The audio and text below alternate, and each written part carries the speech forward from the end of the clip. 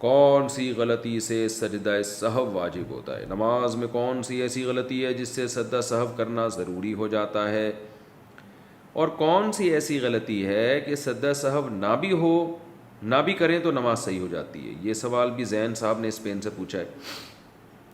یہ تو پورا آپ نے ایک چیپٹر پوچھ لیا مجھ سے۔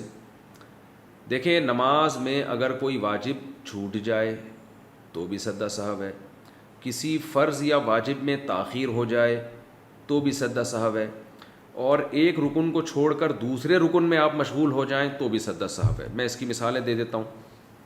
مثال کے طور پر سورہ فاتحہ کے بعد پہلی 2 رکعتوں میں، فرض کی رکعتوں میں سورت ملانا واجب ہے۔ اگر آپ نہیں ملائی سورت آپ نے بھولے سے تو آپ سجدہ سہو کریں گے، نماز ادا ہو جائے گی۔ اتحیات آپ بھول گئے تو بھی سجدہ سہو سے نماز ادا ہو جائے گی۔ اور یہ تو ہے کون سے ارکان آپ بھول گئے، ٹھیک ہے نا، یعنی جو واجب آپ سے چھوٹ گیا۔ واجب یا فرض میں تاخیر سے بھی سجدہ سہو واجب ہوتا ہے۔ مثال کے طور پر آپ سنت موقدہ پڑھ رہے تھے، 4 سنتیں جو ظہر سے پہلے ہوتی ہیں، یا وطر پڑھ رہے تھے، یا فرض نماز پڑھ رہے تھے، دوسری رکعت کے بعد آپ نے اتحیات پڑھ کے کھڑے ہونا تھا، لیکن آپ کھڑے نہیں ہوئے بلکہ آپ درود شریف پڑھ لیا آپ نے خاص مقدار تو وعلی آل ابراہیم تک آپ نے جو ہے نا اللہم صلی علی محمد وعلی آل محمد کما صلیت علی، یہاں تک آپ نے درود شریف پڑھ لیا تو تاخیر سے آپ پر سجدہ سہو واجب ہو جائے گا۔ لیکن نوافل میں تاخیر سے نہیں ہوتا، نوافل میں 2 رکعت کے بعد درود شریف پڑھ لیں تو بھی کوئی حرج نہیں ہے۔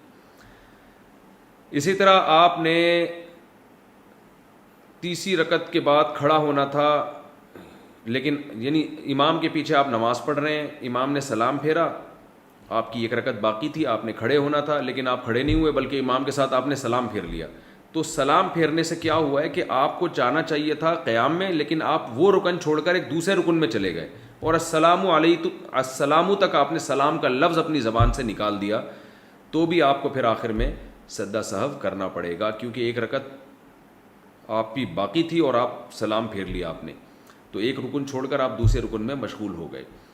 تو یہ کچھ احکام ہیں جو عام طور پہ لوگوں سے غلطیاں ہو رہی ہوتی ہیں، تو ان غلطیوں میں آپ سجدہ سہو کریں گے تو نماز ادا ہو جائے گی۔ اور اگر آپ نے نماز کا کوئی رکن چھوڑ دیا تو پھر سجدہ سہو سے نماز نہیں ہوتی۔ مثال کے طور پر نماز کے بعد آپ کو آخر میں یاد آیا میں تو رکوع کیا ہی نہیں ہے، نماز کے بعد یاد آیا، تو رکوع چھوڑنا تو ایک فرض چھوڑ دیا نا آپ نے، رکن چھوڑ دیا، تو اس کی سجدہ سہو سے تلافی نہیں ہوگی۔ یا نماز میں ترتیب الٹ دیں آپ کہ رکوع آپ نے چھوڑا تو تھا لیکن سجدے میں جا کے یاد آیا کہ میں نے رکوع نہیں کیا ہے، تو پھر آپ کھڑے ہوں گے، دوبارہ رکوع کریں گے، پھر دوبارہ سجدہ کریں گے، تو یہ ترتیب جو آپ سے چینج ہوئی ہے نا، اس کی وجہ سے بھی آپ کو سجدہ سہو کرنا پڑے گا۔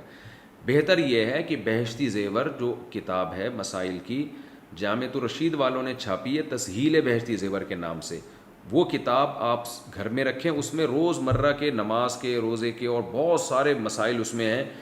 علماء کہتے ہیں کہ ایک ایسی کتاب ہے جسے پڑھ کر آپ نیم عالم بن جائیں گے، یعنی بیسک مسائل آپ کو معلوم ہو جائیں گے۔ اللہ نے اس کو بہت مقبولیت عطا کی ہے۔